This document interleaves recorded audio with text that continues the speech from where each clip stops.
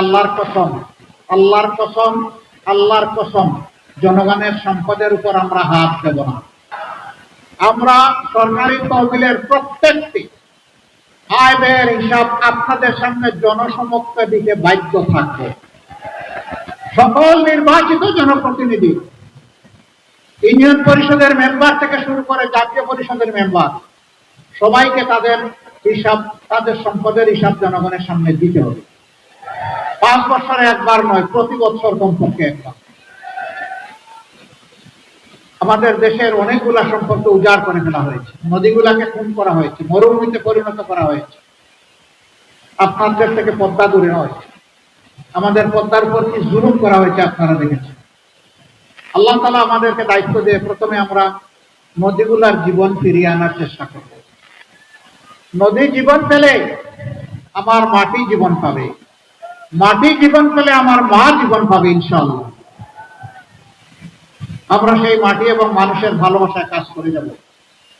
আপনারা বলবেন, আপনারা যে অতীতের লোকগুলার মতো চুরি চামারি করবেন না, চান্দাবাট্টা উঠাবেন না, লুটতরাজ করবেন না, দুর্নীতি করবেন না, তার প্রমাণটা একটু দিবেন। হ্যাঁ দেব, আলহামদুলিল্লাহ দিব।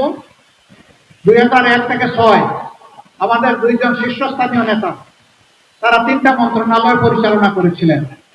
আলহামদুলিল্লাহ, তারা সৎ ছিলেন, স্বচ্ছ ছিলেন, তারা স্বজনপ্রীতি থেকে মুক্ত ছিলেন এবং তাদের 3টা মন্ত্রণালয় অত্যন্ত স্মার্টলি, দক্ষতার সাথে তারা পরিচালনা।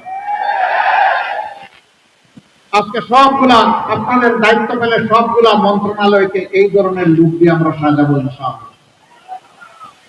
সেদিন বাংলাদেশ মুক্তির স্বাদ ভোগ করবে।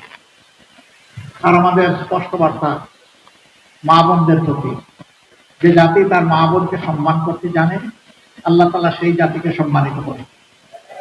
আমাদের মা বোনেরা গৃহে, রাস্তায় এবং কর্মস্থলে ইনশাআল্লাহ তারা শতভাগ সম্মান, মর্যাদা এবং নিরাপত্তার সাথে তারা থাকবেন এবং কাজ করবেন ইনশাআল্লাহ। কোন জালিমকে তাদের দিকে চোখ তুলে তাকাতে দেওয়া হবে না এবং হাত বাড়াতে দেওয়া হবে না। তাদের ইজ্জত রক্ষা করা এটা আমাদের নৈতিক দায়িত্ব। আপনারা দেখেছেন 54 বছরের শাসন আমলে এই বদনাম আমাদের নাই, আলহামদুলিল্লাহ। মাদেরকে আমরা সম্মান করি, কিন্তু আফসোসের বিষয় আমরা সবাই মুসলিম ছিলাম, শুধু জামাতে ইসলামী না, সকল দল।